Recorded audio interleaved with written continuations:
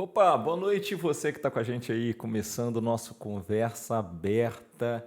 Eu quero dar as boas-vindas para você. Hoje, de forma muito específica, nós estamos aqui no Facebook. Nós tivemos que partir para o Facebook do Everton mesmo para a gente conseguir realizar essa conversa que vai acontecer com o meu amigo Lucas Gomes. Lucas Gomes, muito boa noite. Cara, que honra ter você aqui. Isso, é. Que honra ter você aqui. Eu acho que quem está com a gente agora não sabe, a gente estava falando agora há pouco, você é o instigador disso aqui, rapaz. Que beleza a gente poder chegar nesse momento e ter uma conversa com você. Seja muito bem-vindo ao nosso espaço aqui, porque hoje eu vou provocar. Eita! Mas eu estou feliz de estar com você aqui, bom te ver.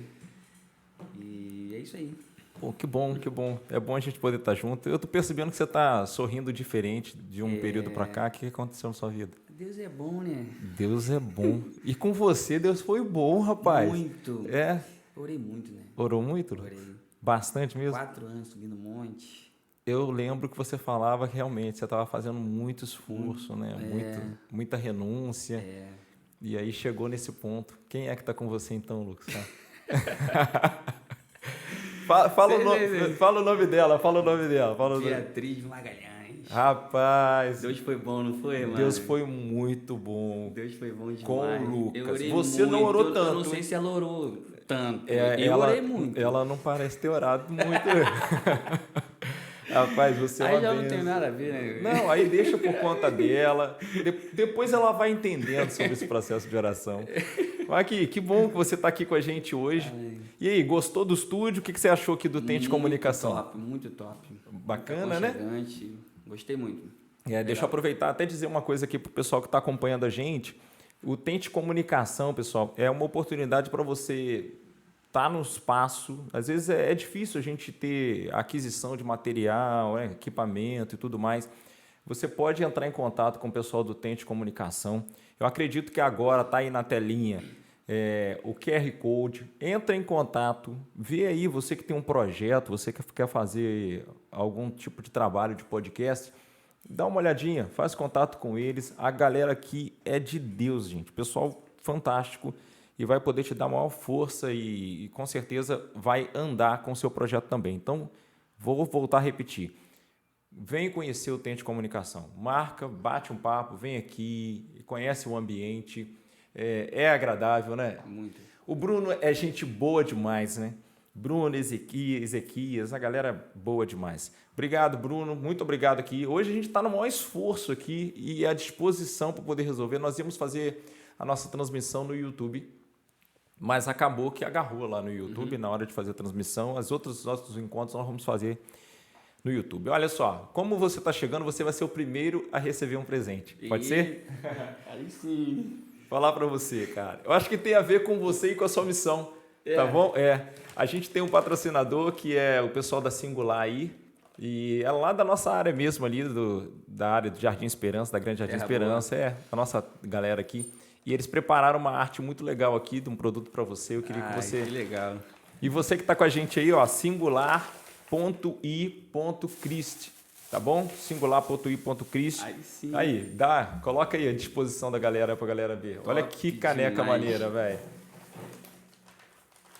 Presente para você, Obrigado. tá bom? Espero que você goste aí. Toda vez que você tomar isso aí, você vai tomar um leite quente aí, alguma coisa, você vai lembrar da gente. Você não gosta de café, né? Eu não gosto de café. Então... Obrigado, pessoal da Singular. Gostei. Gustavo, Gabriela, muito obrigado, viu? Obrigado pela força aí. E eu acho que todo episódio o pessoal vai receber alguma coisa legal da Singular. Então eu vou querer voltar. Bom, muito bom. Deixa eu falar com você, meu irmão.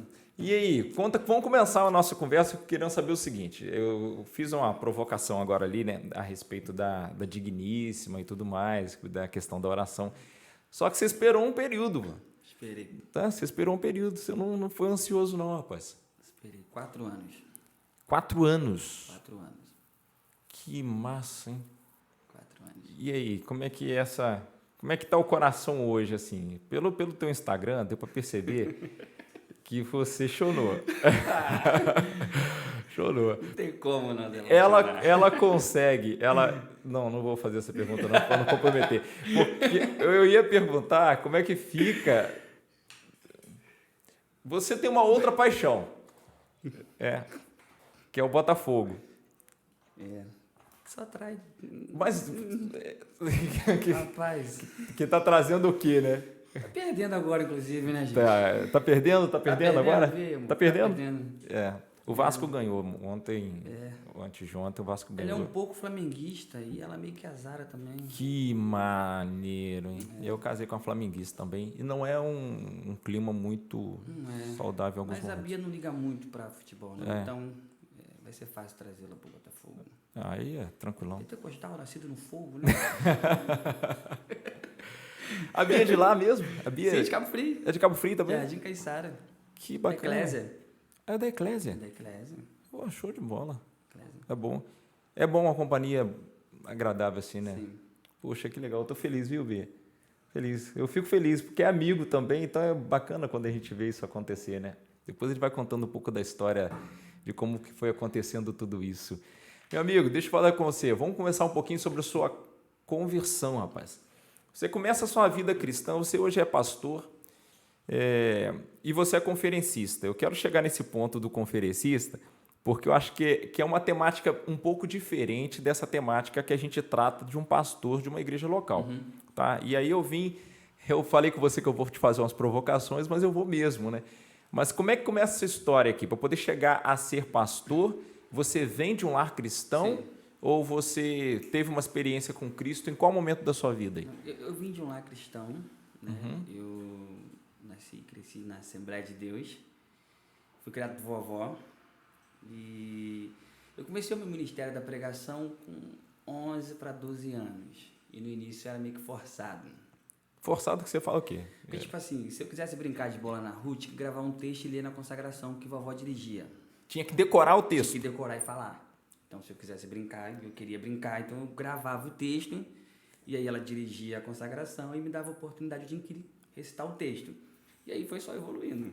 Agora você tem que falar e explicar, ler e explicar. Ih, rapaz, que maneiro. E aí foi indo. E eu queria brincar de bola, então foi meio que forçado. O meu contato com a Bíblia foi muito legal, porque minha avó, ela não sabia né, nem ler nem escrever. Então ela acabava de almoçar e ela ia para a rede. E eu lia a Bíblia para ela. E eu lia torcendo para dormir logo, para eu poder ir para rua brincar. Para jogar bola. Foi quando eu comecei a ter contato com a Bíblia. E ministrar foi assim, meio que forçado, e aí eu fui pegando paixão e aí, Quer dizer, você começa com 12 anos, né? com uns 12 anos. A tua experiência com Deus, ela acontece com 12 anos ou ela vem mais à frente um pouco? Com uns 15. Com 15 anos? Como é que foi essa batizado pelo experiência? Espírito Santo. Como é que foi essa experiência? Foi um culto? Aconteceu em casa? Pastor Daniel Aguiar. Danielzinho. Danielzinho do Jardim, casa de oração. Okay. Pastor da casa de oração. Eu lembro que foi um congresso de adolescentes. Né? E eu já vinha num período de uns 3 meses, 4 meses orando e jejuando para ser batizado com o Espírito Santo. E aí eu fui, através de uma ministração do pastor Daniel. Ali foi a primeira experiência que eu tive assim com o Espírito Santo. Porque assim, eu peguei uma época em que tinha-se poucos pregadores adolescentes e criança, né? Eu tinha 12 anos, 13 anos. Então eu comecei a rodar nas igrejas ali do bairro para pregar em festa de crianças, sabe? Eu comecei a rodar. E aí você tinha naquela época eu, o pastor Daniel e o pastor Matheus Soares, tinha uma moça da Metodista chamada Joyce. Então era sempre a gente ali, né?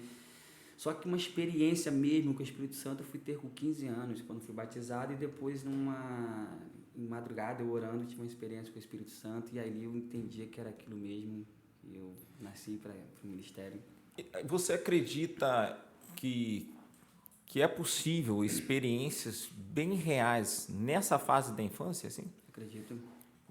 No seu caso, acontece com 12 anos, já dá para entender. Porque a gente tem aquela história da Bíblia que fala a respeito de Samuel, né? E aí, quando você tem a história da Bíblia, às vezes parece que a gente separa um pouco, né? E parece que a gente não vai viver isso mais. Eu não sei se é uma impressão minha, Mas talvez a gente não esteja mais ouvindo tanto essas histórias das crianças que começaram a ter umas experiências poderosas com Deus, né? Tem uma discussão que às vezes acontece aí sobre a questão do batismo, né? Mas no seu caso, de forma específica, acontece aos 12 anos. Você tinha clareza ali que era o Espírito Santo, ou alguém teve que interpretar para você que era o Espírito Santo? Como é que foi isso para você? O meu início foi, como eu disse, eu queria brincar de bola, então minha avó falava que se eu quisesse brincar eu tinha que ler um texto e decorar e falar lá na frente. Só que eu comecei a sentir prazer naquilo, sabe? Eu comecei a gostar. No início eu ia meio tímido e tal, e eu comecei a entender que era esse o meu chamado, que era o ministério da pregação. Então eu comecei a estudar e comecei a orar. Então, novinho, já comecei a jejuar, orar de madrugada. Então eu rodava com a minha avó nas consagrações, porque como eu cresci com a vovó era líder de consagração e tinha, eu não sei se era a comissão de visita que falava na época, mas tinha muito na Assembleia de Deus de visitar, né? Tipo assim, ia na casa de uma irmã, aí orava por ela e fazia 7 quarta-feira, 3 horas da tarde. Então, como eu fui criado com a vovó, ela me levava. Então, eu cresci naquele ambiente, né? E a minha referência, minha avó é minha referência de intercessão, de oração, né? Então, e eu andava com essas mulheres as mulheres do coque, dava medo. Dava medo, mulheres, então. Quando botava a mão na orelha e falava, assim diz o Senhor, meu irmão. Dava medo, dava medo. Gelava tudo. E não errava uma, meu irmão. Então eu comecei a ser motivado a buscar, sabe? A orar, ter essa experiência com o Espírito Santo. Porque minha avó, como eu disse, ela era limitada, não sabia ler nem escrever, mas orava muito. Só para você ter noção, o meu castigo era dormir com minha avó no quarto com ela. Que isso? Porque a vovó acordava de madrugada para orar e quem dormia com ela tinha que acordar para orar. E às vezes acordava 2 vezes de madrugada para orar. E você tinha que arrumar a oração, porque tinha que ser em voz alta, ela tinha que ouvir você orando. E aí, meu irmão, tem que arrumar a oração. Orar pelo gato, pelo cachorro. Teu tio já tinha morrido, você tem que orar. Quando a gente fala dessa ausência no tempo de hoje que a gente está vivendo, onde a gente está sentindo falta de mais testemunhos. Esses dias eu conversava com o pessoal e a gente falava sobre isso. A gente sentindo falta desses testemunhos da manifestação de Deus, né? Desse momento das pessoas estarem ouvindo a voz de Deus. Você acha que a igreja, com o tempo, ela está orando menos? Assim? Porque quando você fala isso da sua avó, eu me lembro que a minha infância ela foi assim também. Eu me envolvo com música com 4 anos de idade, porque a irmãzinha deu uma oportunidade no culto para quem queria cantar, e eu não queria cantar, e minha avó me deu um beliscão, me botou em pé na cadeira e falou, canta. Certo? Foi só isso que ela fez. Deu um beliscão, me botou em pé na cadeira e falou, canta. Então eu tinha que cantar, eu tinha que estar sempre disponível para isso. Esse movimento que a gente ouve, essas histórias lá atrás, esses movimentos parece que eles vão diminuindo com o tempo. Eles vão diminuindo. Isso é verdade. Aonde que você acha que a gente começou a se perder um pouquinho, Lucas, na sua leitura? Porque você tem um histórico da vida cristã, né? Desde a infância e tudo mais. Aonde você acha que a gente começou a se perder um pouquinho ou a gente está olhando de uma forma equivocada para esse cenário? Eu acho que alguma coisa está errada, né? Nós estamos errando, né? E especificamente eu não vou saber afirmar aonde. Mas realmente isso é uma verdade. Por exemplo, na minha época, nós éramos em 3 netos, né? E nós tínhamos o culto no lar, aos sábados pela manhã. Um lia um texto, cantava uma canção da harpa cristã, orava. Então isso era muito legal. Agora, falando, por exemplo, especificamente no Ministério de Intercessão, eu acho que nós homens devemos nos posicionar. Porque, por exemplo, quando eu falo de intercessão, minha referência é um monte de senhoras. Na consagração, você não via homem, era só mulheres, sabe? E aquelas mulheres bem idosas, e essas mulheres estão morrendo. Elas estão morrendo. É verdade. Sabe? E a galera nova que vem não tem esse compromisso, não tem essa mesma devoção, essa mesma paixão. Eu não sei se essa correria nossa de ter, né, de conquistar, fez com que a gente negligenciasse essa parte de se relacionar. A gente estaria mais preso às coisas do mundo? Talvez sim, talvez. Quando eu falo do mundo, motivos, não é questão do pecado, mas... Essa correria nossa do dia a dia, às vezes, sabe? O entretenimento também tem contribuído muito, né? Aumentou bastante, a gente Aumentou, tem isso com mais facilidade, né? Tem. Eu não sei quem disse, mas eu li uma frase uma vez que dizia que as redes sociais vai servir naquele grande dia para provar pra gente que nós tivemos tempo, Oh, sabe? é. Nós tivemos, eu acho que é John Piper que fala Leonardo, né, que fala sobre no livro Porque Tarda o Avivamento, né? Que um dos motivos de nós não vivemos um avivamento pleno é porque nós nos acostumamos a viver sem ele, Eita, né?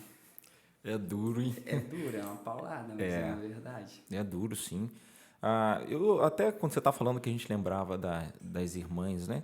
Eu me lembro mães de joelho, como é que... Filhos de pé. Filhos Tem até de hoje, pé, né? Tem, né?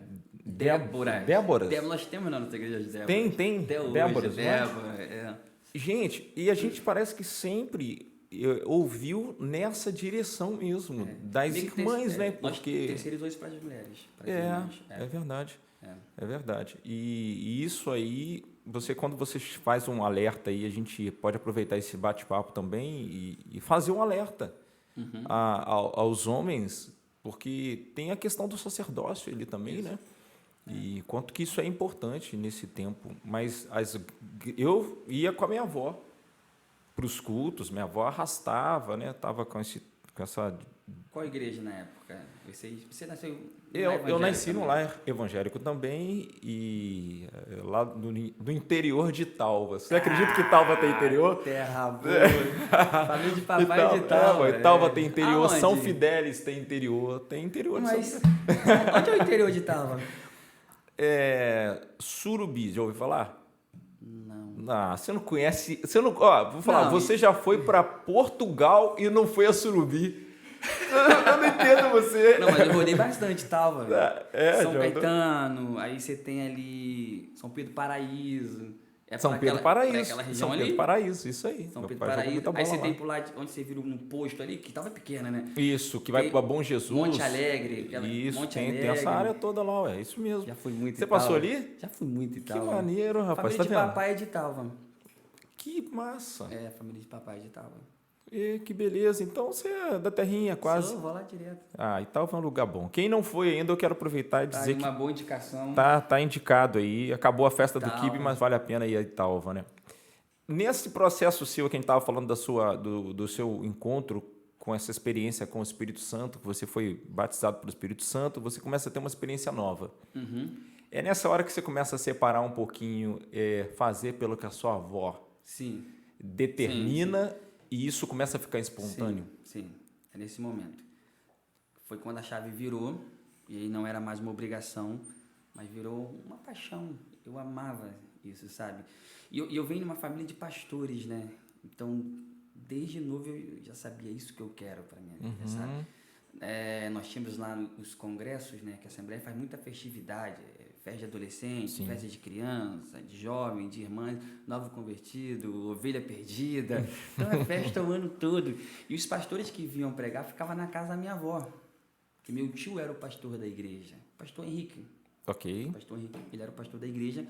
Então o pessoal ficava lá e eu via os pastores na mesa, conversando, e eu ficava de fora olhando, e eu achava aquilo muito encantador e desejava aquilo.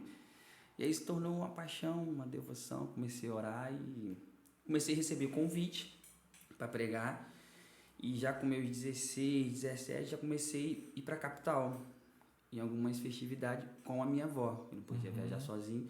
Aí fiz 18 anos e comecei a viajar. E como é que entra a história de ser um conferencista? Porque hoje eu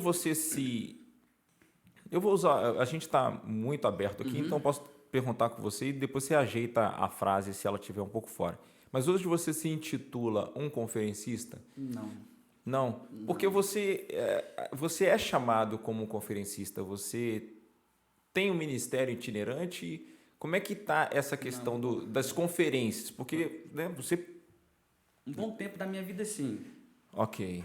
Até 2018. Aí eu dou uma desacelerada e eu me dedico a uma igreja local, que é onde eu estou hoje, que é Atos. Né? Então, Pastor Carlinhos. Isso, um beijo pro Pastor Carlinhos. Gente boa demais. É um pai. Você esteve lá, né? Rapaz, eu anotei aqui a pregação sua. Eu já anotei todas as outras suas, então você pode ficar à vontade. Não perco amigo, não perco amor.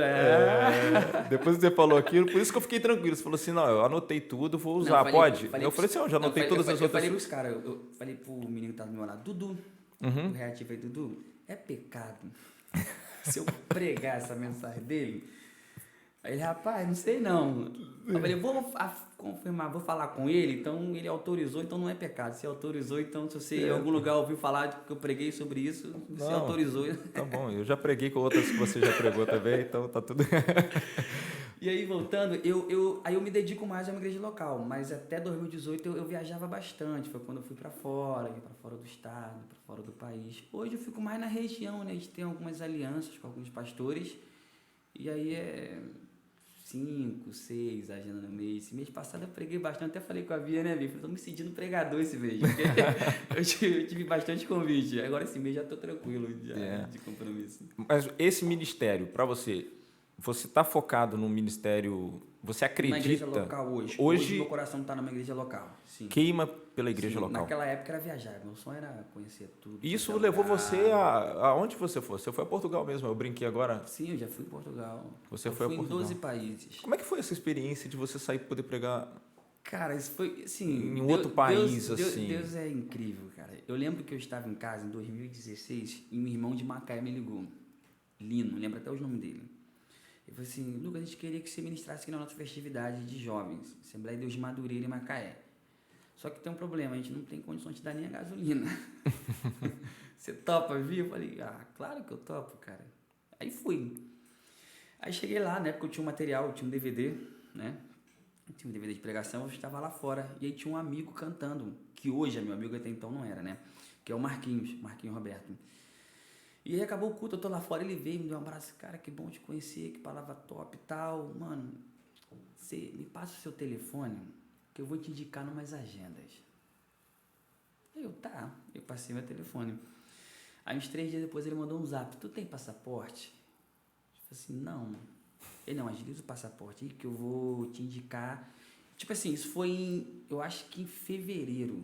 Ele, não, tô te botando na Inglaterra em abril.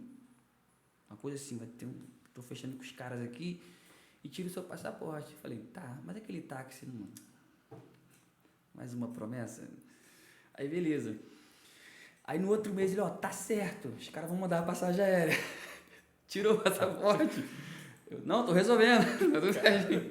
Aí, eu corri, né, porque você tinha que ir em Macaé. Hoje não, hoje você vai em Cabo Frio tirar o passaporte. Aí, fui, deslizei, até que foi rápido, tirei o passaporte. E aí, na verdade, início de maio, eu fui para Inglaterra, 2016. Aí fiquei 30 dias na Inglaterra pregando. E o Marquinhos foi 30 comigo. dias? Aí depois voltei em agosto. Aí fiz 4 países, não fiquei só na Inglaterra. Aí depois 2017, 2018, aí depois eu comecei. Foi a primeira experiência sua com intérprete? Sim. É diferente, não é? Muito, porque você tem que se organizar também para o tempo da ministração. Exatamente. Né? Porque você está com a ministração de 40 minutos, vai dobrar. Eu tive uma oportunidade, mas foi por videoconferência. E, assim, é muito diferente. É muito estranho.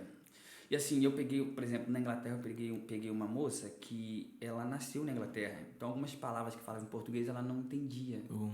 E ela falava o que ela entendeu lá tal, e não ficava legal, sabe? Eu lembro que uma vez eu estava na Alemanha, ministrando, e aí tinha um rapaz fazendo, né, interpretando, e acabou o culto, um rapaz, que é brasileiro, me chamou e disse, cara, o menino tá tendo dificuldade de transmitir o que de fato você tá falando e tal, e tenta arrumar uma outra pessoa. Eu arrumei uma moça, até esposa de um pastor, ela é argentina, ele é brasileiro, e ela nasceu em Londres. E assim, perfeito, sabe? E todas as vezes... Depois disso que eu fui na Europa, ela que traduziu nos países que eu fui, porque ela era a minha sombra, sabe?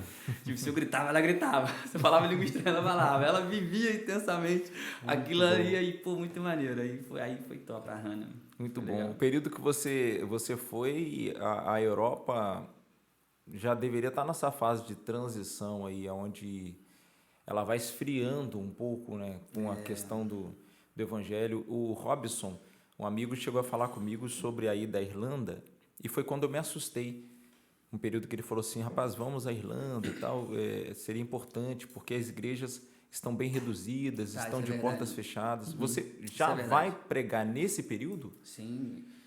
Assim, a igreja com a maior quantidade de pessoas que eu já preguei, devia ter uns 120 pessoas, sabe? É uma outra realidade. Tem problema de quantidade de pessoas. E é um povo muito frio, né? Eu lembro que uma vez quando eu estava na Alemanha, na cidade de Dortmund, e eu estava com esse menino antes de trocar, aí no intervalo de um culto pro outro, a gente falei, vamos dar uma volta, cara, o dia todo dentro de igreja. Ele, vamos lá no centro, tem um McDonald's, vamos comer. A gente estava comendo lá, aí veio duas jovens, deveria ter 17 para 18 anos. Uhum. E ela estava vendendo maçã, aí me ofereceu. Ele, tá te oferecendo maçã? Eu falei, não, fala que eu não quero, tal, agradece. Ele agradeceu, aí eu fiquei curioso, falei, pergunta ela por que ela tá vendendo maçã e tal. Aí ele perguntou e ela falava, ele traduzia, né? Ela tá vendendo para formatura da escola dela e tal. E aí evangelista, né? Pergunta se ela conhece Jesus. Aí ele perguntou se ela conhecia Jesus. Aí ela respondeu, já ouvi falar, não sei se da forma correta. Aí eu fiz aquele sermão sobre Jesus e tal. O homem pecou, Jesus veio para religar o homem a Deus, aquela coisa toda, sabe? Que se eu fizer apelo, até você aceita Jesus. Aí agora pergunta a ela se ela deseja entregar a vida dela a Jesus. Aí a resposta dela foi a seguinte, agradece a ele a forma que ele apresentou Jesus, mas eu já entreguei minha vida ao diabo. Essa foi a resposta dela. Curta e grossa. Ele traduziu e eu fiquei em choque, e ele percebeu, então ele continuou lá, então eu não sei o que ele falou pra ela. Porque aqui no Brasil você chega, cara, numa boca de fumo, o cara tá com a arma na mão, você fala, Deus, ele chora, ele reconhece que ele tá errado, mas ele não vai falar nunca que entregou a vida dele ao diabo, sabe? Então é um povo muito frio, sabe? Muito secto, então assim, é bem complicado, é uma outra realidade. E aqui o Brasil, quando você que passou pregando sobre e conseguiu ter essa experiência desses dois lugares, né? Essas duas formas de interagir, para o conferencista é muito importante, para o pregador é muito importante quando ele percebe que há um entendimento e uma resposta. Uhum.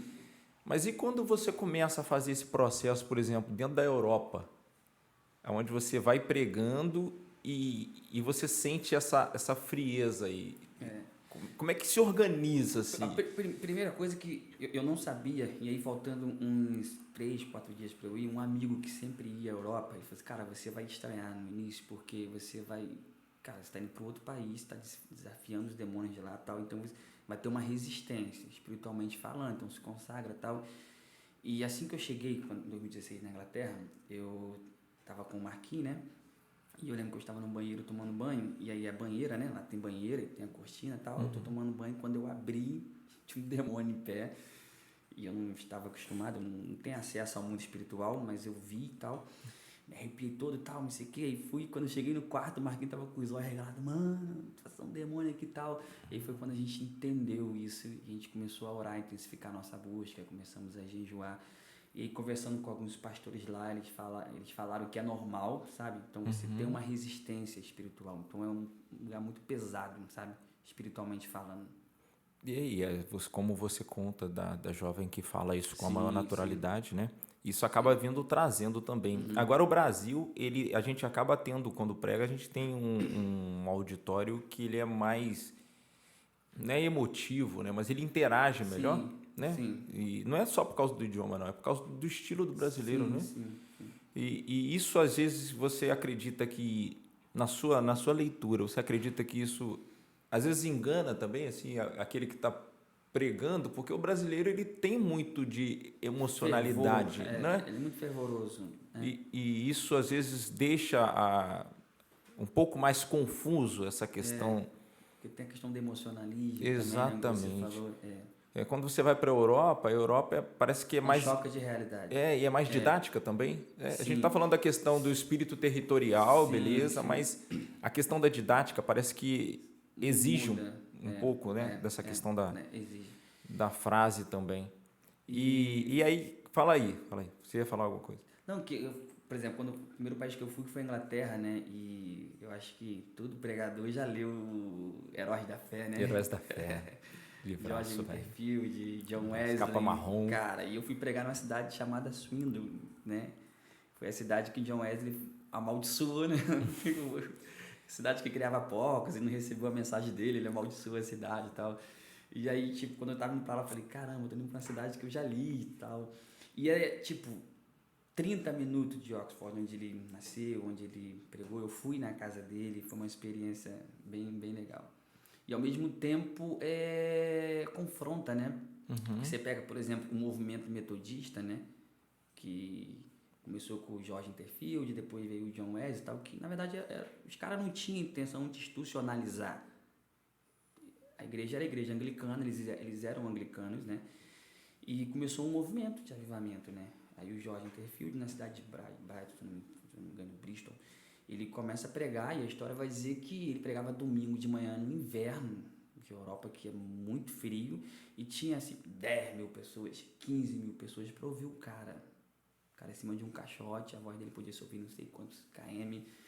Hoje você passa, vê as igrejas vazias, É chocante. você vai em País de Gales, por exemplo, onde teve aquele avivamento, né, do País de Gales, e você vê essa frieza espiritual, é bem triste, na verdade. A gente ouve de templos vendidos, Sim, né? outros que viraram bares. E você consegue perceber que a maneira como aconteceu na Europa, você acredita que essa onda que foi esfriando lá é a mesma onda que a gente começa a viver aqui na nação brasileira? Eu acredito que sim. Você acredita que sim? Eu acredito que sim. E é muito preocupante, né? Exato. É porque quando eu percebo hoje a igreja brasileira, a gente vai percebendo que a igreja parece que a sua estrutura, ela vai replicando essas questões lá de fora, né? E não deu certo. Da forma como aconteceu, não deu certo. Não dá. Porque a gente quer importar o resultado, não o processo, né? Puxa, isso é legal, hein? Né? É A verdade. gente viu o resultado, deu certo, então vamos fazer aqui. Mas aí você tem que fazer a leitura do seu lugar. Cada lugar tem a sua necessidade, cada lugar tem a sua cultura, então não tem como, sabe? O que a gente aplica lá na nossa comunidade local, por exemplo, no Jardim de Esperança, talvez se você aplicar em outro, entendeu? Não vai, né? Você tem que ver qual é a necessidade às vezes o que está sendo aplicado no centro da cidade não funciona lá dentro da Grande Jardim de Esperança. Existe uma diferença muito grande, uma igreja de centro, uma igreja de bairro. Né? Existe uma diferença muito grande. Então, eu você tem que lembro, fazer a leitura de onde você está. Eu lembro que foi feito um trabalho sobre a questão da igreja com propósito. Sim. Né? O método da igreja com propósito. Ela foi, assim, fantástica com Rick Warren lá, né? Na área do Rick Warren. Mas só que tinha algumas coisas que pareciam que eles iam chocar aqui dentro da estrutura brasileira, porque a característica ela é diferente. É uma característica de cursos, de escolas. E eu tive uma percepção de que aqui no Brasil ela não teve a mesma solidez que teve lá fora. Essa coisa do importar aí, às vezes, não ajuda muito. Né? Às vezes não ajuda de dentro do Rio de Janeiro para dentro da região dos lagos. Sim, porque quer importar o resultado, né? E não o processo, né? Essa questão cultural também é muito importante que a igreja entenda para entender como é que esse povo fala e coisas desse tipo, né? Acho que quando você se depara com isso e vai se preparar para poder pregar numa outra cultura, isso acontece muito no Brasil também. O Brasil tem essa diversidade de cultura ali que pode precisar de uma adequação, né? Avivamento, rapaz. Você estava falando sobre avivamento. Você é alguém que estuda, procura, conhece muito dessa história, lê muito sobre isso. O Brasil está vivendo, o Brasil viveu, o Brasil está numa introdução desse avivamento, ou você acha que aquilo que nós conhecemos de avivamento na história, a gente nem conseguiu ver ainda a introdução disso na nação brasileira? Eu vou te responder contando a história. Por exemplo, eu falei aqui do avivamento do País de Gales, né? Evan Roberts, né? Começou com uma sala de oração com jovens e uma das jovens levanta e confessa o seu pecado. E aí eles foram tomados por um espírito de temor, todo mundo começou a confessar pecados ali, começaram então a orar, e ali começou o avivamento no País de Gales. Primeiro começou com confissão de pecados e arrependimento, já começa por aí. E aí, o Evan Roberts se posiciona como líder desse avivamento e tal, e de fato o país de Gales naquela época viveu um avivamento, que os bares diminuiu de frequentadores, as mulheres começaram a ficar assustadas porque os seus esposos, os seus companheiros na sexta-feira estavam em casa com dinheiro, que geralmente eles iam do serviço direto para um bar, né? A violência, que era muito grande naquele país, começou a diminuir. Então, o avivamento, de fato, tomou o país, sabe? Então, eu acho que a gente começa a viver um avivamento quando a gente começa a perceber, não vou falar nem a nível nacional, mas na nossa cidade, né? A gente começa a perceber essas características do índice de violência diminuindo, de prostituição, de corrupção, sabe? Eu ouvi um pastor uma vez ministrar, acho que foi o pastor Josué Brandão, de Feira de Santana, que ele fala sobre isso. Se existe um país com políticos corruptos, é porque existe uma igreja fraca. É um tapa, sabe? Isso choca, dói, mas ele tá certo, né? Porque o avivamento, ele vai tomar conta de tudo, né, cara? E então, não sei se isso responde essa pergunta. Não, isso é legal. Mas quando você lê a história do avivamento de País de Gales, por exemplo, você percebe que o país mudou, cara. Mudou. O movimento metodista, né, com George Winterfield, John Wesley, a violência diminuiu, sabe? As agressões diminuiu dentro de casa. Então, tipo assim, de fato invadiu a cidade. Eu vi histórias de... Acho que a gente já conversou um pouco sobre aquele material do Transformação, quando eles faziam documentários por lugares onde ocorreu o avivamento. E existem lugares onde a delegacia de polícia, por exemplo, ela foi transferida, porque já há tempo já não havia mais homicídios naquele local. E interessante que esses tipos de... essas experiências, né, e essas histórias do avivamento, elas sempre mostravam um caminho de arrependimento, de dentro para fora. Começava aquele caminho de arrependimento. E algumas histórias dizem que começava com um homem. Eu vi um documentário que Deus chamou um homem. E esse homem foi para lá, não estava conseguindo evangelizar, e aí ele foi perguntar para Deus: Senhor, por que eu estou aqui? Porque só tem eu e as pessoas aqui nem me recebem, nem abrem a porta da casa, eu não consigo me relacionar com elas. E aí o Senhor falou com ele, falou assim: olha, é para você orar. E ele começou então a dedicar seu tempo de oração e os movimentos começaram a acontecer, até que o Espírito Santo então manifestou ali e começaram então a ouvir sons e confissões acontecendo no local, ao ponto de mudar o lugar todinho. Sim. Como é que você definiria para nós aqui avivamento? No próprio, só voltando, Sim, você pode falou de voltar. um homem, no próprio movimento pentecostal no Brasil, né, que foram trazidos pelo Daniel Berg e Gunnar Wing, né, eles eram suecos, e lá nos Estados Unidos, na Rua Azusa, estava tendo, né, através do William Seymour, um avivamento, eles vão para lá, são batizados com o Espírito Santo, e uma vigília de oração, uma profetisa pega eles, leva até o mapa e bota o dedo no Brasil. E aí eles, sem conhecer nada, sem falar o português, pegam o navio e vêm para o Brasil, sabe? E aí vão na igreja, na denominação que eles frequentavam, não aceitavam, né, o movimento pentecostal, eles saem, aí uma moça, né, uma moça, na verdade, ouvindo que eles falaram sobre o batismo com o Espírito Santo e tal, chega em casa a hora, Celina de Albuquerque, e ela falou: se é verdade que esses dois rapazes estão falando, eu quero ser batizada com o Espírito Santo. E ela foi, isso Belém do Pará, e ela foi batizada com o Espírito Santo, que é a primeira mulher no Brasil a ser batizada, Celina de Albuquerque. E aí ela cede espaço da sua casa para esses dois missionários, que foi Daniel Berg e Naving, montar um ponto de pregação, que é onde surgiu a Assembleia de Deus no Brasil e o movimento pentecostal. Então, é o que você falou, Deus não precisa de muitas pessoas. E sempre na história você vai ver 1, 2, sabe, que se posicionaram e automaticamente...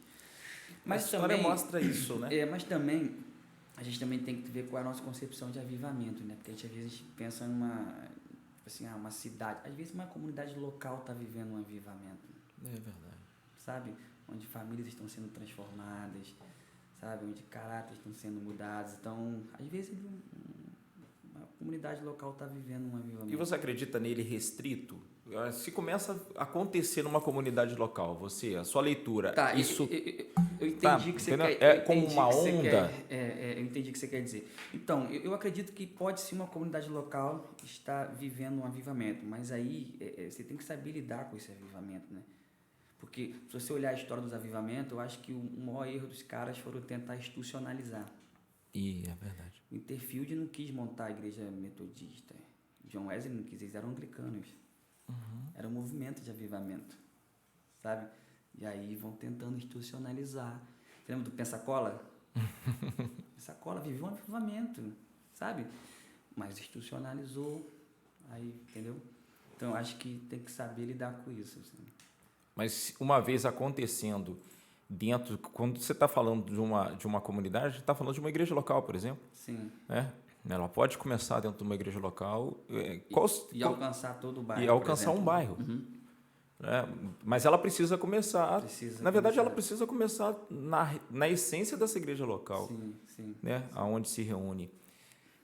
O que você diria assim, para a gente ir? Cara, existem alguns pontos que seriam importantes para que a igreja entrasse no trilho dessa caminhada para o avivamento, dentro de tudo que você já viu na história. Confissão de pecado e arrependimento.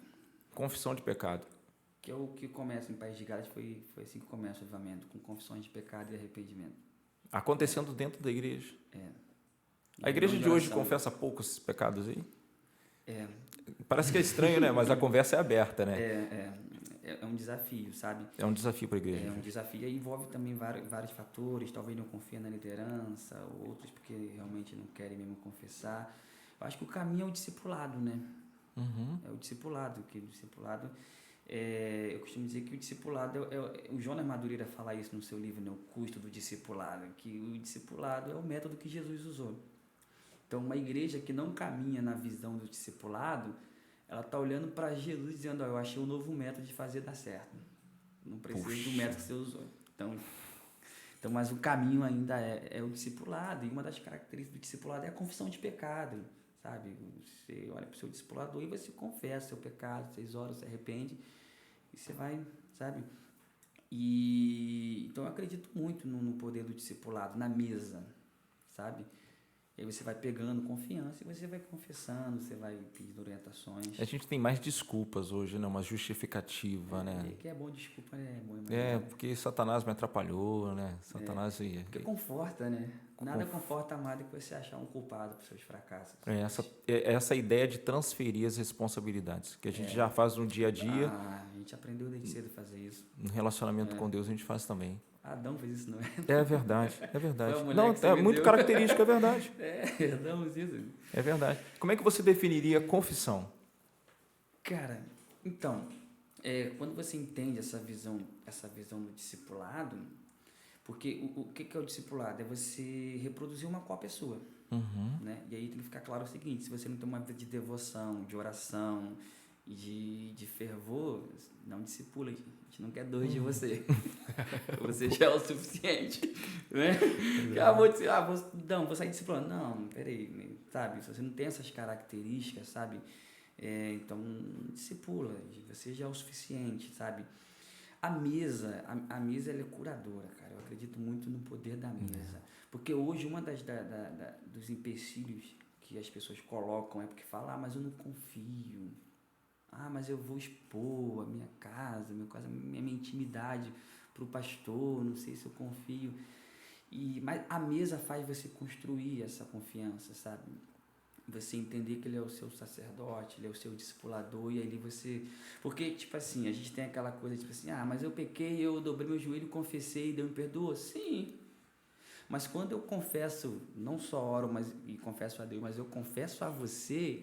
reconhecendo que você é um representante de Cristo aqui na Terra, é como se esse perdão fosse legitimizado, sabe? Você entende? Porque você é um representante de Cristo aqui na Terra, sabe? Então, essa confiança vai se construindo através da mesa, do discipulado, sabe? Essa chamada para o ajuntamento está confundindo um pouco? Porque, assim, a gente já ouviu durante um período nós ouvimos muitas pessoas dizerem assim, olha, não faça o que eu faço, né? Olha para Jesus, né? Mas não olha para mim. E isso fez com que as pessoas começassem a colocar tudo naquele ajuntamento, né, dos templos e dos cultos. Mas o apóstolo disse, olhe para mim. Exatamente. O apóstolo Paulo ele fala Olhe justamente. para mim, ele não terceiriza isso, sabe? E assim, o mesmo apóstolo Paulo que ele também diz que aquilo que ele queria fazer ele não fazia. Porque era humano igual a gente.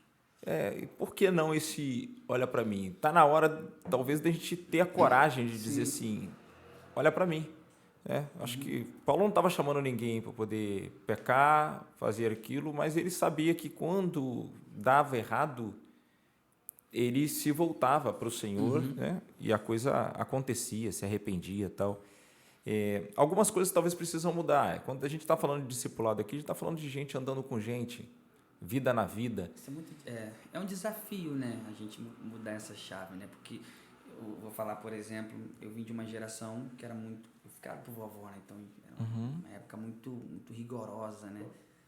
Era bem difícil, não podia ir à praia, não podia usar bermuda. Eu lembro que uma vez, até engraçado, eu dormi de short, eu tive um sonho que meu professor da escola dominical me repreendia, eu nunca mais dormi de bermuda, sabe? Tinha essas coisas. Mas era uma geração muito boa de serviço, porém ruim de relacionamento. E aí foi formando essa galera que não entendeu a visão do discipulado. Cada um por si. É possível confessar sua culpa ao outro. Sim. E é necessário. E é necessário. É necessário, sobretudo. É necessário.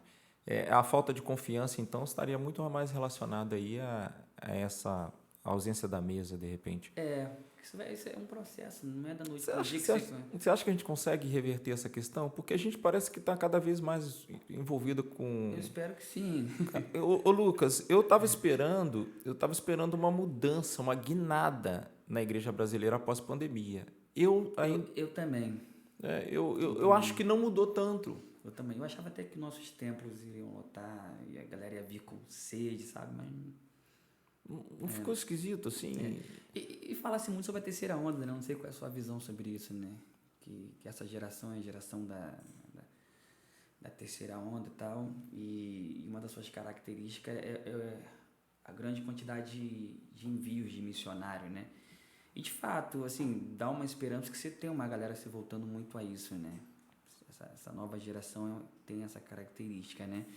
Então, eu prefiro crer que essa é a geração que vai fazer da terceira onda. Essa guinada. Eu oro, mas tem os seus desafios e não é fácil, isso é um processo, né?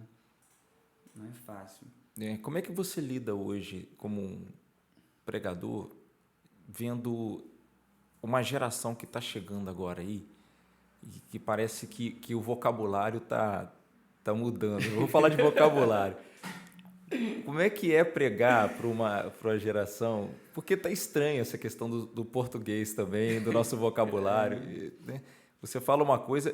Há pouco tempo eu estava conversando com um grupo de adolescentes e, assim, eu não estava conseguindo entender, na verdade. Eu não estava conseguindo entender o que estava se falando. Será que vai dar para fazer... O que a gente vai ter que fazer com a Bíblia? Que linguagem? Estão sugerindo até atualizar, né? Então, que linguagem que a gente vai ter que colocar para ficar bem entendido? Cara, isso é muito complicado, né? Não é? Você é aquele pregador que gosta de ter a versão mais antiga em casa? Sim. João Ferreira de Almeida, por exemplo? Para mim é melhor. Uso muito a King James, mas King James, fantástico também. É melhor. É a melhor, João Ferreira de Almeida. Mas tem umas versões aí que eu até estranho quando eu leio, né? Para compreensão acaba ficando até mais fácil, né? Você não tem preocupação com esse tempo onde a Bíblia está digitalizada, embora a gente não tenha nada contra, né? Sim. Mas a Bíblia digitalizada, isso não abre uma porta também para que verdades bíblicas sejam distorcidas e isso acabe criando alguns prejudicando com a questão da crença, da fé? Sim. Cara, isso é muito complicado. Eu li uma pesquisa, não sei se procede, que fala que a Bíblia é o livro mais vendido do mundo, porém o menos lido, né? Não sei se você já leu sobre isso. que é o mais vendido, porém o menos lido, né? Tem uma questão muito cultural, né? O brasileiro tem muita dificuldade para ler, né? Muito mais a Bíblia. E a gente tem essa geração nova, essa geração da tecnologia, né? Infelizmente, a rede social ela tem dificultado muito, né? Ela tem dificultado muito, né? Então, tem como característica essa nova geração de não ter muito contato com a Bíblia, sabe? Você dá uma referência, fala de um texto ou de um personagem bíblico que o cara, tipo, para ele é aleatório, ele não conhece. Eu sou novo, né? Eu tenho 34 anos, embora pareça ter 28. Ah, beleza. Se eu fizer a barba, eu fiz 25. Mas eu tive uma geração, eu vim de uma escola muito rigorosa, de fato era muito rigorosa, mas muito boa ao mesmo tempo, sabe? Então, por exemplo, eu como te falei, eu passei a ter contato com a Bíblia muito novo, né? Meu contato com a Bíblia foi lendo pra vovó, ela não sabia ler, tipo, esse mês a gente vai ler o livro de Samuel, 1 Samuel, aí eu lia lá pra ela. Eu comecei a ter contato com a Bíblia, me apaixonei, sabe? E de lá para cá, continuo lendo. Mas não é uma característica dessa nova geração, sabe? De jovens, sabe? Ter contato com a Bíblia. Parece que é uma geração que se ofende muito. Então, talvez se os pais colocarem para ler, vai se sentir ofendido, sabe? Mas, ao mesmo tempo, também, eu vejo uma galera muito boa, com o coração queimando e querendo, sabe? Ao mesmo tempo, eu procuro focar nessa galera, sabe? Essa galera que tá querendo, essa galera que tá buscando, que o coração tá queimando, né? Porque muitas vezes a gente potencializa a galera que tá indo de forma relaxada, mas tem uma galera muito boa, sabe? E aí eu acho que só precisa alinhar essa questão do discipulado, do mentor, sabe? Porque ao mesmo tempo que você tem uma galera boa, mas você tem uma galera que se acha independente, sabe? Não quer ser discipulado, não se submete a uma liderança. E aí é um perigo, sabe? É um perigo muito grande, sabe? Por exemplo, você hoje tem a força da rede social. Você tem hoje YouTube. O cara que tá ali, às vezes o cara não é liderado por ninguém, não está submissão à liderança, mas ele exerce um poder de influência sobre alguém e tá ali pregando, ensinando e tal. Você tem uma galera que está seguindo e muitas das vezes nem não tem um compromisso com a verdade bíblica, sabe, com a teologia, e aí é um pouco preocupante. E quando a gente fala de teologia, a gente está falando daquela coisa, a teologia sistemática, né? Aquelas questões complexas. A gente está falando... Calvinismo, minerismo. a gente está falando da crença. Quando eu estou falando da outra geração também, o Lucas, até a próxima geração de crentes. Eu tenho percebido mudanças. A gente pegou algumas versões que elas estão num nível de atualização da versão que chega uma hora que você já não sabe mais, assim, isso é uma versão? Até que ponto isso é uma versão? Você tem uma NVI, por exemplo, daqui a pouco você tem a NVI atualizada, daqui a pouco você tem a NVI atualizada de novo, e aí? O que no final você tem? E se as pessoas vão ler isso, porque comercializou muito, né? E ficou muito fácil, mas também está muito fácil das pessoas baixarem um aplicativo, acessarem um site e que ali está como Bíblia, mas as crenças estão equivocadas. Como é que você enxerga hoje, meu amigo, o papel do pastor nesse momento? A gente agora, ontem, né, foi o dia do pastor, né, que a gente comemora o dia do pastor. Como é que você consegue hoje enxergar o desafio, o papel do pastor num tempo como esse que nós estamos vivendo, onde nós estamos sendo bombardeados por todos os lados?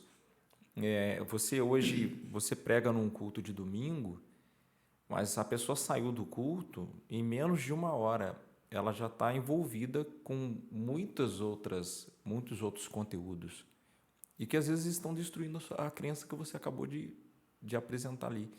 Como é que você consegue hoje, como um pastor, quando você pensa assim, gente, o que eu consigo ver hoje da missão do pastor daqui para frente, desse que é responsável por nutrir o povo com toda essa demanda? Você tocou num ponto que é muito interessante, porque é um desafio, né? É muito grande. E eu entendo que maior do que a geração anterior de pastores, né? Porque aquela geração, por exemplo, o que o pastor falava era lei Uhum. e se respeitava, né? E de fato se seguiam, né? E não quero estar no mérito de que era certo, errado, não. Mas hoje, por exemplo, você chega para um jovem e fala, você não pode seguir por esse caminho. Por quê? Aí, sabe, já tem o confronto. Então, é muito desafiador. Eu procuro, né? Por exemplo, eu tenho, sempre que eu vou ministrar, isso independente, seja na nossa comunidade ou fora, eu sempre busco estar sensível à voz do Espírito Santo, sabe? Foi até agora terça-feira no nosso culto, eu desenvolvi uma mensagem e tal, e seria aquela mensagem até eu chegar no culto, sabe? Sabe aquele dia que o Espírito Santo faz você mudar tudo, e um texto que você há tempo não tem contato com ele e tal, mas no final dá certo. Eu acho que o primeiro passo é isso, é você estar sensível ao que Deus quer falar, a necessidade da sua comunidade local e o feijão com arroz, cara. Porque muitas das vezes, mano, a gente fica preocupado e sabe como desenvolver uma mensagem para, sabe, o feijão e arroz dá certo, cara. Sempre deu, sabe? Eu acho que é o pastor Jeremias que fala sobre isso, né? Que às vezes eu acho que ele estava no culto pregando e o irmão veio confrontar porque ouviu o fulano de tal na internet e tal, e ele fala isso, cara, é o feijão e arroz, cara. Quando tu tá doente não é o cara da internet que te visita, sabe? Quando tu tá com dificuldade no casamento não é o influenciador da internet, é o seu pastor local. Então, eu acho que a gente tem que levar isso de uma forma muito leve, sem se fazer isso, sabe, uma pressão, sabe? Orar, pedir a Deus direção, estar sensível à voz do Espírito Santo e o feijão com arroz dá certo. Facilita, né, esse processo da comunicação. Claro que hoje, a gente tem que também se policiar da forma que a gente vai se expressar, né? Porque você falou que realmente nós estamos sendo bombardeados, então a gente tem amigos pastores que estão recebendo processo, por exemplo, né? Teve agora um pastor, não é meu amigo, mas eu acompanho na rede social, que está sendo processado, o pastor Jorge Linhares. Foi processado. Da Getsemane. Isso, da Batista Getsemane em Belo Horizonte. Foi processado, então é um desafio. E já aconteceu, por exemplo, num domingo lá, de eu começar a ministrar e ver o pastor mandando cortar. Para não, sabe? Então é desafiador demais, cara. Você prega que daqui a pouco você pode estar na internet com um vídeo seu e de uma forma totalmente distorcida, tirada fora de um contexto também. Essa questão das transmissões, talvez a gente precise repensar um pouco. Porque até que ponto a gente vai ficar deixando de falar para aquela comunidade que está ali o que precisa ser dito por causa das redes sociais. Uma possível oposição, né? Reação. Você falou sobre a questão de um evangelista, né? É o seu dom espiritual? Eu acredito que sim. Assim, o meu coração hoje ele queima muito por uma comunidade local, sabe? Mas ao mesmo tempo, eu recebo muito convite para ministrar. Eu tenho aliança com alguns pastores aqui na região. Eu não me considero mais assim um pregador, igual você falou, um conferencista, né? Hoje eu me dedico mais a uma igreja local, mas eu sinto saudade, eu gosto de quando eu recebo um convite e pregar, eu gosto muito. E essa leitura do evangelista, né, e a questão da igreja local, do evangelista, eu queria falar com você sobre a questão do profeta no tempo de hoje, né? Porque às vezes o pessoal não entende bem o que seria o evangelista e a questão do dom do profeta, né, da profecia ali. E a gente está vivendo um tempo onde a denúncia do pecado, gritar ali e tratar a comunidade para que ela se arrependa, está sendo muito importante. Mas, ao mesmo tempo, eu acho que se o profeta hoje começar a denunciar o pecado, ele corre o risco de tomar um processo. Se o profeta começar a dizer ali dentro da igreja, olha, é porque aqui tem isso, não sei o que, ele ele corre esse risco. Então, parece que os dons espirituais que a Bíblia fala sobre a edificação do corpo de Cristo vai começando a ser abafado. Né? E como também eu acho que do evangelista. Eu sou alguém apaixonado quando alguém fala comigo que tem um dom do evangelista. Porque é diferente do dom de mestre, né? Aquela pessoa que ensina ali, do pastoreio e tudo mais. E os títulos também talvez tenham confundido um pouco as pessoas, né? Porque o fulano recebeu esse título, o dom ficou um pouco abafado. Você sente falta dessas manifestações dos dons espirituais nesse tempo? Sim, sim. Eu acho que eu vim de Assembleia de Deus e a gente vivia isso, né? Eu me lembro que, por exemplo, né, na Assembleia, por isso que eu falo que a galera tinha um medo dessas irmãs, cara. Culto rolando, uma mulher levantava e vinha marchando e parava no meio da igreja. Os músicos paravam de tocar, quem estava pregando parava de falar, ficava aquele silêncio. E aí começava assim, diz o Senhor e tal. E tinha esse respeito pelos profetas, né, sabe? E, ou de forma individual, ia até a pessoa e tal, curas, manifestações de demônios, sabe? A gente via muito. E eu lembro que a minha avó, as pessoas chamavam muito ela para fazer oração e tal. Então eu andei muito com a minha avó e com essas irmãs, né? Eu já fui, tipo, minha avó expulsar demônio, sabe? E eu ficava admirado, porque, tipo assim, eu lembro que uma vez, ligaram lá, um amigo me ligou, eu disse, cara, me socorre aí, minha mãe tá endemoniada, cara, aqui em casa. Vem aqui, me ajuda e tal. Eu disse, cara, eu vou falar com a vovó, sozinho eu não vou não. Eu já estava no seminário nessa época, aí eu falei, vó, vamos lá, tal. A vovó adorava, a vovó era um caça-demônio danado. Olha que a vovó era gangue no mundo espiritual, gangster no mundo espiritual. Aí eu, vambora, botou a roupa, a gente foi. Aí eu lembro que cheguei lá, a moça estava rodando e cantando um cântico, tipo, cumba, não sei. E aí eu fui todo empolgado, né? Vamos lá, está demônio e tal. Foi a primeira experiência, assim. Quando eu cheguei lá e vi a mulher cantando, me arrepio, eu falei, Jesus amado. Tipo assim, aí, vó, se vira aí. Eu tô intercedendo. E eu lembro que a minha avó também começou a cantar, né? Um corinho da época que era queima ele, Jesus, queima ele com fogo do altar. E a mulher ia tentando cantar, tipo uma guerra de canto, né? Ela cantava, a vovó cantava mais alto, e o demônio, e a mulher girando, até porque ela, pum, parou de joelho na frente de vovó. A vovó botou a mão, sai no nome de Jesus. Saiu. Aí eu, caramba, cara, o que ela tem que eu não tenho? Você tá no seminário, você acha que sabe tudo? Você está estudando, né? Você me respeita, meu irmão. Aí eu falei, caramba, cara. Então, tipo assim, eu vivi muito isso, sabe? Que hoje você dificilmente vê, né? Demônios se manifestando, pessoas sendo curadas. E você falou do evangelista, eu sou da época que, assim, a gente não tinha TV, né, cara? Então, o vizinho tinha TV. E eu lembro que eu ia pra casa dele ver as cruzadas do Jimmy Swaggart. Sim. Tu lembra? Sim. Era época boa, né? O Jimmy Swaggart pregando no Morumbi, Maracanã, mais de 50 mil pessoas lá fora. Depois veio o Billy Graham, sabe? Esses evangelistas que marcaram. Então, assim, eu lembro que eu jovem, né? Eu olhava, via o Jimmy Swaggart, por exemplo, pregar. Cara, eu ficava apaixonado, sabe? Caramba, que legal. E esses caras eram os evangelistas da época, né? E concentravam a multidão de pessoas, sabe?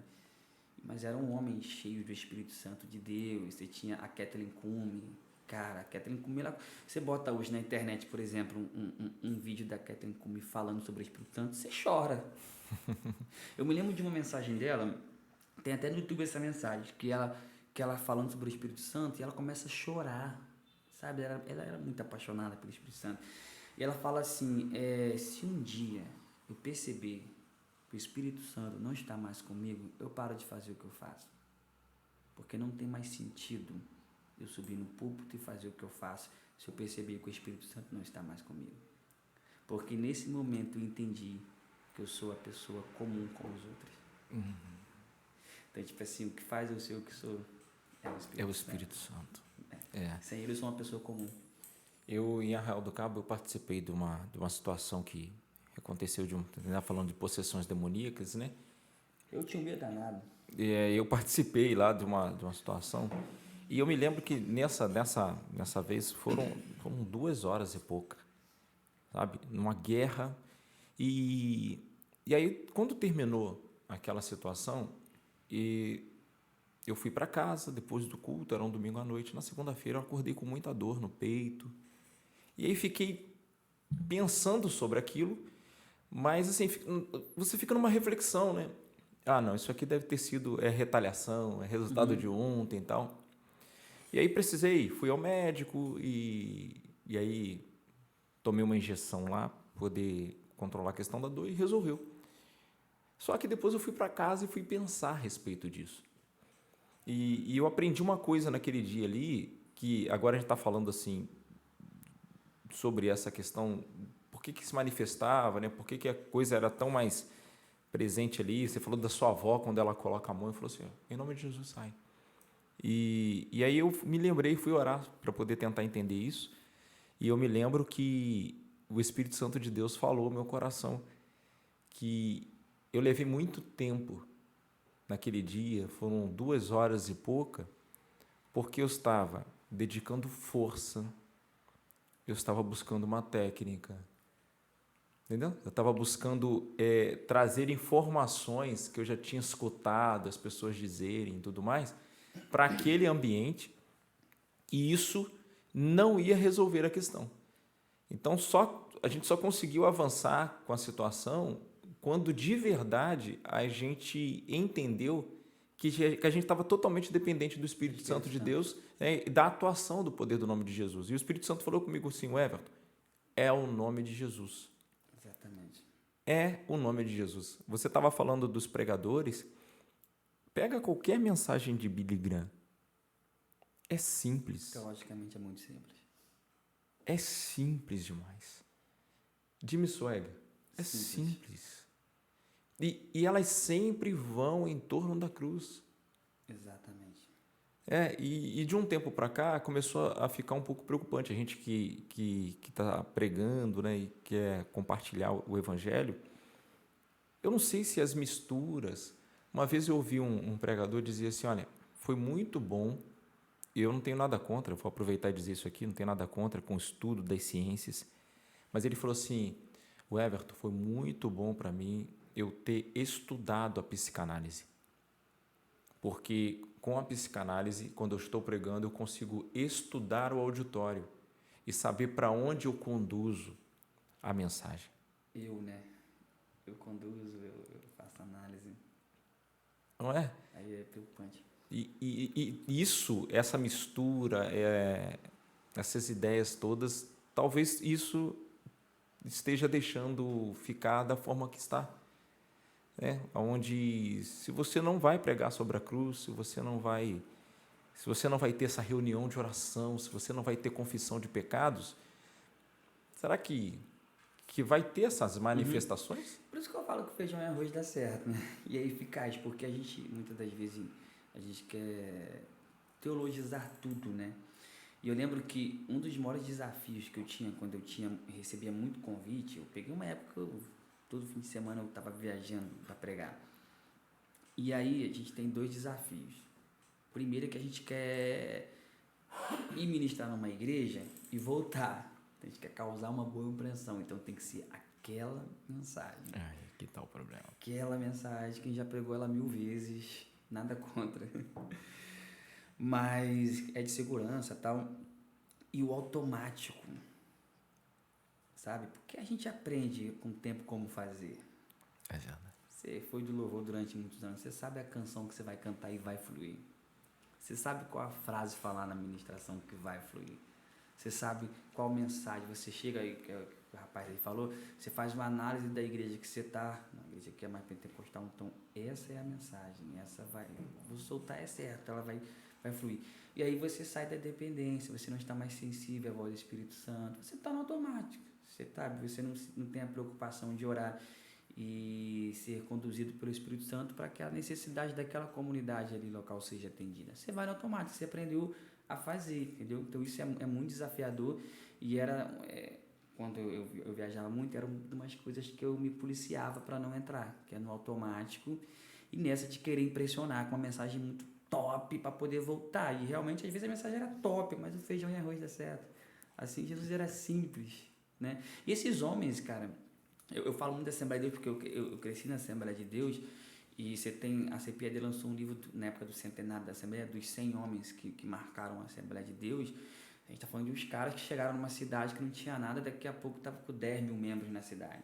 Aí tu vai buscar, cara, de estudo, e o cara era muito simples. Jesus salva, Jesus liberta, Jesus batiza com o Espírito Santo, Jesus prepara, Jesus leva para o céu. Era um homem simples. E a simplicidade do evangelho constrange. É a gente que tenta enfeitar o pavão, a gente que tenta teologizar tudo, e é muito complicado. É verdade, é verdade. Uma pergunta que não quer calar aqui, quanto que terminou o jogo? Já desistiu. Dá uma olhada aí. Quanto terminou o jogo do Botafogo? Deu uma boa notícia. Perdeu? Não. Você pediu uma boa notícia, né, Lucas? Ô, Lucas. Ai, Jesus. Futuro ministerial aí. Perdeu, cara. Você está focado na igreja local, e aí eu vou perguntar isso para você, que a gente vai fechando o nosso bate-papo aqui. Timezinho sem vergonha, né, cara? E focado na igreja local hoje, você consegue hoje enxergar que tem um caminho aí para um pastoreio mais local, de uma visão mais de implantação? Sim. Hoje você consegue enxergar isso para a sua vida Sim, ministerial? para mim sim. Sim. Hoje meu coração queima e está voltado para isso. Que bênção, hein? É. Quer já aproveitar e dar um spoiler? Brincadeira. Brincadeira. Olha, queria abrir o espaço para você, meu amigo. Deixa uma palavra aí para os nossos amigos sobre avivamento, de repente alguma coisa que talvez queime no teu coração, o pessoal que está ouvindo, ou de repente a questão dos pastores locais hoje. O que você gostaria de deixar como reflexão para essa galera hoje aí? Eu, como um apaixonado em história da igreja e dos avivamentos, eu aconselho qualquer pessoa a ler sobre a história do avivamento, sabe? Por exemplo, o País de Gales, o próprio Heróis da Fé, porque eu tenho um livro que eu leio todo ano. Eu leio umas 5, 6 vezes ao ano, que é O Vinho Novo é o Melhor, de Robert Thomas. E todas as vezes que eu leio esse livro, cara, é incrível. Ele me dá um gás espiritual. Eu acabo de ler aquele livro com vontade de orar mais, de jejuar mais. Então, eu acho que quando você começa a ler, e aí sobre a história desses grandes homens, desses grandes avivalistas, primeira coisa, você vê que eram homens como a gente, com as mesmas limitações, com as mesmas inclinações, mas que foram homens que se dedicaram e decidiram morrer. A palavra é essa, decidiram morrer. E aí, quando você começa a ler, você é motivado a orar, a buscar. Então, eu acho que seria legal você, um jovem que está me ouvindo, por exemplo, independente da idade, procurar ler sobre a história do avivamento, porque isso vai dar uma motivada e você vai querer orar, vai querer buscar. E é o que a gente falou aqui, né, cara? Não tem outro caminho. É confissão de pecado, arrependimento. E os pastores que estão ouvindo a gente, não se preocupe, o feijão com arroz dá certo. Pregue Cristo, pregue Jesus. E o resultado quem traz é Deus. Saindo da pressão, né? Sair dessa pressão de que número é sinônimo de resultado de crescimento. Isso engana muito, cara. Engana muito. Aquela linha, né, que eu não lembro de quem é, que diz que uma igreja ela não é medida pela quantidade de pessoas que se reúnem aos domingos, né? Mas pela quantidade de discípulos que envia na segunda, né? É isso aí. Então, sabe? Não adianta você estar com 2.000 pessoas no domingo à noite, mas na segunda você não enviou ninguém. Então você não foi relevante para a sua comunidade. É verdade, é verdade. Rapaz, eu estou muito feliz em poder também. estar aqui com você. Muito obrigado, viu? Por ter dedicado esse tempo, por vir nos apresentar a digníssima. Helena, algum recadinho, alguma coisinha assim? Vocês estão falando aqui que quando o homem tá amando, até o sorriso dele fica Diz o nome, quem falou isso? Nelson Feitosa. É da igreja. Um beijo, Nelson. Aí, Nelson, boa colocação. Nelson era meu companheiro, né? De oração de solteirice. Ali. Ah, na é? igreja. Mas o Nelson já resolveu também? Primeiro que eu, mas... Rapaz, o pastor Carlinhos falou que tem uma unção. Tem, começou com no Ministério Atos. Começou com o Nelson? Abriu assim foi um com o caminho? Nelson, acho que foi com o Juna Arruda. É mesmo? Aí Agora Então, isso quer dizer que se alguém estiver vivendo esse momento, é importante passar pelo Ministério vai Atos. para Atos. Tem uma nuvem. Estou transferindo unção para todo mundo na igreja. Tem uma nuvem lá Eu no já abracei Ministério. uns 5 ontem na igreja e transferi a unção. Ih, rapaz, é muito bom esse momento. Melhor do que isso, cara, é que, tipo assim, vai ter o jantar de casais lá na igreja, né? E eles têm essa coisa de botar os solteiros pra servir, né? Eu já falei com os 3 lá, eu quero que você me sirva. Quem me viu passando na prova e não me ajudou, agora é a minha hora, meu irmão. Minha hora, Brasil! Puxa, muito bom. Tô feliz com esse momento. Tô muito feliz mesmo. Que Deus abençoe você aí nesse Amém, relacionamento. obrigado, meu amigo. Continue abençoando esse tempo que você agora tá vivendo. E também essa questão ministerial, né? Quando você sai do itinerante, você começa a voltar para a igreja local. Deus, eu acho que tem muita coisa para fazer na igreja local, né? Nesse tempo. Isso. A gente está muito próximo aí da volta de Cristo e é muito legal tudo isso aí. Para você que está com a gente aí acompanhando o Mova-se, eu quero dizer para você que nosso canal oficial ela fica no YouTube, tá bom? Então não esquece isso não. Nosso canal oficial no YouTube, ok? Acertei? Foi? Acertou. Saiu, né? E aí você pode procurar lá o canal Mova-se Podcast, tá joia? Você procura esse canal lá, começa a seguir a gente, vai ser muito legal ter você. Nós vamos estar juntos aqui 2 segundas-feiras por mês. E aí você vai ter essa oportunidade de estar com a gente. Outra coisa que eu quero aproveitar e sinalizar aqui, que a gente está fechando, dá uma passadinha aqui. O pessoal coloca mais uma vez aí o QR Code da Tente Comunicação.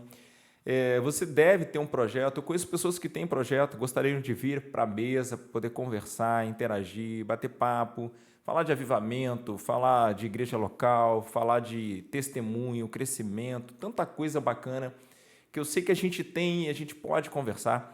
Então, o meu convite para você acesse aí, procura o canal no Instagram da Tente Comunicação, entre em contato com o pessoal. Eu tenho certeza que você vai ser muito feliz se contactando com a rapaziada daqui. Um beijão para toda a equipe da Tente Comunicação.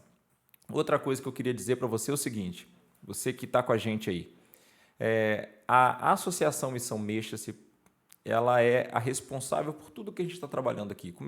O Mova-se começou com o Lucas, ele entregou nas nossas mãos e a gente fechou uma parceria muito boa agora com uma distribuidora de livros e a gente está levando, inclusive, para a nossa base agora, muitos livros, bíblias, e isso está chegando lá para nós, vai começar essa semana, vai chegar para nós e você vai ter a oportunidade de ter acesso lá na nossa loja e todo o valor ele é para sustentar os programas que a associação faz de desenvolvimento humanitário.